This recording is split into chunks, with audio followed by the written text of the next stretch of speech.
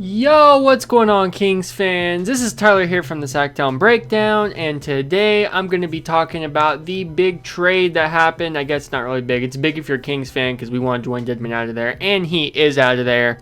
I'm not live streaming this one because I tried live streaming my review of the Timberwolves game, and I was going to do like a little trade deadline preview, and for some reason I was dropping a bunch of frames, so I'm just recording this one for now. And I don't know, I'll try to figure out the streaming. I don't understand what the problem is, but, it is what it is. It just, every once in a while, computers just decide to have a mind of their own and create issues that used to not be there, and it's just weird, but it's how it goes. So, anyways, yeah, we traded Dwayne Dedmon to the Hawks for Jabari Parker, Alex Len, and we also gave them Dwayne Dedmon and 2 second-round picks for Jabari Parker and Alex Len. What is there to say about this trade, really? If in terms of just Alex Len, I've always thought he was all right. I never thought he was terrible. He's always like a good backup. I've never had a real problem with Alex Len. I don't think he's great. He was the first pick in the 2013, or no, excuse me. He was the 5th pick in the 2013 draft, I believe. He ain't that good. He'll never be that good. He'll never live up to, he'll always be a bust, That's basically a bust. A top 5 pick, he's like a role player. So he's a bust, technically. But, you can make the argument that draft wasn't that good. So, if you really take a look at it, let's actually bring that up right now. Might as well. Alex Len will go 2013 NBA draft. So this is your 2013 NBA draft. This is your top 10. You got Anthony Bennett, Victor Oladipo, Otto Porter, Cody Zeller, Alex Len, Nerlens Noel, Ben McLemore, Kentavious Caldwell-Pope, Trey Burke, C.J. McCollum, Michael Carter-Williams. And then your next 10, actually your 10 through 20 is honestly probably more impressive. Michael Carter-Williams, Steven Adams, Kelly Olynyk, Shabazz Muhammad, Giannis Antetokounmpo, Lucas Nogueira, Dennis Schroeder, Shane Larkin, Sergei Karasev, and Tony Snell. Really, and then if you look deep into the draft, you got Rudy Gobert at 27, Tim Hardaway at 24. So this was a draft that had lots of hidden gems, all throughout the draft. Really, because even if you look down here, Alex Albrinas played for, he started as shooting guard for the Thunder for a little while. But Mike Muscala, he's a role player in today's league. James Ennis is a role player in today's league, a 3-and-D guy. There's guys all the way pretty much down to the very bottom that get some playing time. But for the most part, though, Steven Adams, obviously, if we were to redo this draft, it would probably be Victor Oladipo, C.J. McCollum, Steven Adams. Oh, no, I take that back. Giannis, Victor Oladipo, Steven Adams, C.J. McCollum, that order. And Alex Len would probably be maybe top 25. Maybe he makes 25th spot, but overall, Alex Len, he was not, what he was, I guess, projected to be just based off of his draft order alone. Then 2014 draft, you got Andrew Wiggins, Jabari Parker, Joel Embiid, Aaron Gordon, Dante Exum, Marcus Smart, Julius Randle. All these guys, really good players in the league. Nick Stauskas, Noah Vonleh, Elfrid Payton, Doug McDermott, Dario Saric, Zach LaVine, TJ Warren. Literally from the first pick all the way to the 14th pick, the only guy not in the league anymore is Nick Stauskas. How gross is that? That's typical Kings draft picks. But anyways, Jabari Parker, the second pick in the draft. Jabari Parker, only 24 years old. I couldn't believe that when I found that out. He's been in the league for 6 years now. Is that right? 14, 15, 15, 16. Where's it at? Go back. 14, 15, 15, 16, 16, 17, 17, 18, 18, 19. This is his 6th year, 19, 20. Unbelievable. He's been in the league that long, 24 years old. There's still some hope there, I would say. He doesn't play any defense. He's basically just an isolation scorer. He's like a poor man's Harrison Barnes, but Harrison Barnes at least plays defense. So, that being said, it's not the greatest thing in the world, but how do I feel about it overall? We had to get rid of Dwayne Dedmon, and it seems like the only team that was willing to take a chance on Dwayne Dedmon is the Hawks, the team that Dwight Dedmon used to be good on. Nobody else seemed like they really wanted him. Nobody else seemed to really trust that he would be any good. So we sent him to the Hawks. We got Jabari Parker, Alex Len back. Alex Len's coming off the books after next season, so Alex Len won't even be on the team probably. And Jabari Parker has a $6.5 million player option. He's averaging 15 and 6 this year. So, considering, those are decent numbers. It's basically just going to rely on if he thinks he can make more than $6.5 million next year. If he can become a free agent during the summer, he thinks he's going to get paid more than $6.5 million.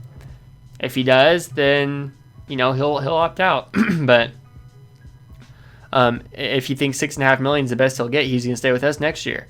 Now, what's interesting is that there's no free agents on the market. Literally, Bogdan Bogdanovic is the only free agent, and with all these moves we made, we have put it in concrete, put it in stone that we are going to match or sign him to offer sheet that nobody else will even want to offer him. Basically, we're going to way overpay Bogdan. So with that being said, take Bogdan out of the equation. Maybe Andre Drummond opts out. Maybe DeMar DeRozan opt out, but I don't think they're going to opt out. They're making tons of money this year. There's no free agents. So that, looking at it that way, Jabari Parker could definitely opt out of his contract and make hey, someone's going to pay me some good money because there's not much here. So if people want to pick somebody up, a scorer that can get you 15, 16 points a game, I'm your guy, but I control the market price because there's nobody out here. You know what I mean? So that would be the logic for him to opt out of his contract. I don't think he will, but you never know. He might. Jabari Parker might revitalize his career in Sacramento and be the greatest thing since sliced bread and the best king we've ever had. Who knows? You really never know. But overall, I like it for what it is. We got rid of Dedmon, and we needed to do that. Alex Len, he's all right. Parker, the issue I have here, and this is something I kind of expected to happen, and it didn't.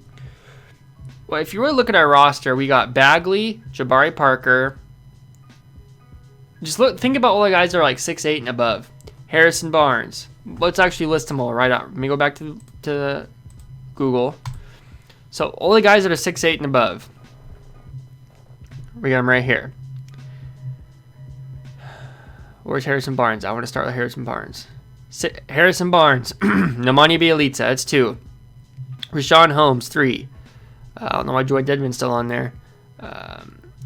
Harry Giles, 4. Bagley, 5. Tolliver, 6. We waived Micah. And then you got Lynn, 7. Jabari Parker, 8. You have a ton of guys. And if we're talking specifically just the power forward position, you got Bjelica, Giles, Tolliver, and Jabari Parker. It's 4 guys in that position. Now, you could say Harrison Barnes should be playing power forward as well. He doesn't, though. He plays small forward. And Jabari Parker is somebody I just threw in there as a power forward. You could say he's going to be the backup small forward now. But the thing is, he already can't guard small forwards because they're too quick for him. He doesn't play any defense anyways, so, you'd rather play him at power forward, I think, and just kind of let him D up the stretch big on the other team and kind of just sag off and then, put his hands up and run towards him when he starts to shoot. Basically, you can't rely on Jabari Parker to guard 3s. Or really 4s, though. He can't really guard anybody. But the point being is, there's really no room for Jabari Parker to play unless he's backup small forward. And maybe that would be good because we really don't have a backup small forward. We got Harrison Barnes as our starting small forward, and then who plays backup? Bogdan plays backup small forward, or whatever. He'll play small forward when Barnes ain't in there. And Justin James. So I guess he would be a backup small forward, but really, there's not much room. So I was thinking we were going to trade Bjelica. That's where I'm going with this. I thought maybe we would trade Bjelica, and I don't know what else. Maybe Yogi and Tolliver or something. I don't know. I thought we were going to trade somebody, but we didn't. We didn't trade anybody. We left our roster how it is. So Jabari Parker may be disappointed with the amount of playing time he gets. I will say that. And then in terms of Alex Len, obviously Bagley's been injured and Dedmon's been complaining, so Giles is going to get a good amount of minutes, I would say. Dedmon's gone now, obviously. But now that Dedmon's gone, we got to have somebody get those minutes, and there would be nights where Luke Walton wouldn't even give Giles hardly any minutes, and Dedmon would get all of them. Maybe that was just because they wanted to trade him.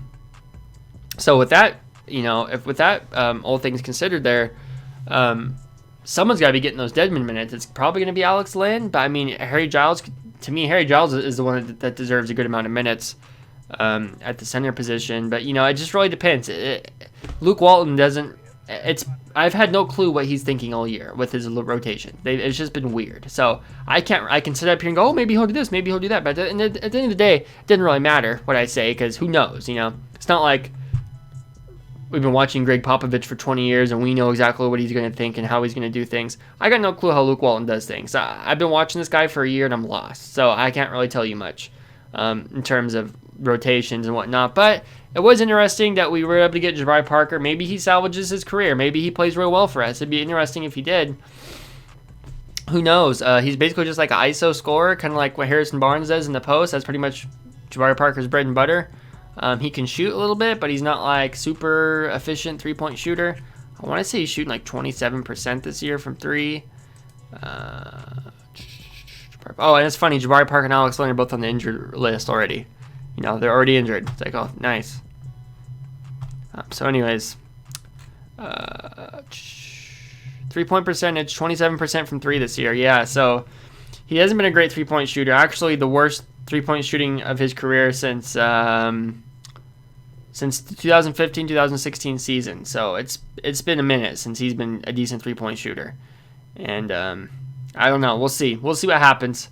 But anyways, guys, leave a comment down below. Let me know what you think about these two guys, Alex Lynn, Jabari Parker, joining the Kings and us trading Dwayne Dedmon. Let me know if you were disappointed with something with the trade. Was there a trade that you feel like was there that the Kings didn't make? Or, overall, what are your thoughts and opinions on this trade deadline as a whole, even with other teams? And that's going to be it, guys. Thank you guys so much for watching, and I will talk to you in the next video that I do.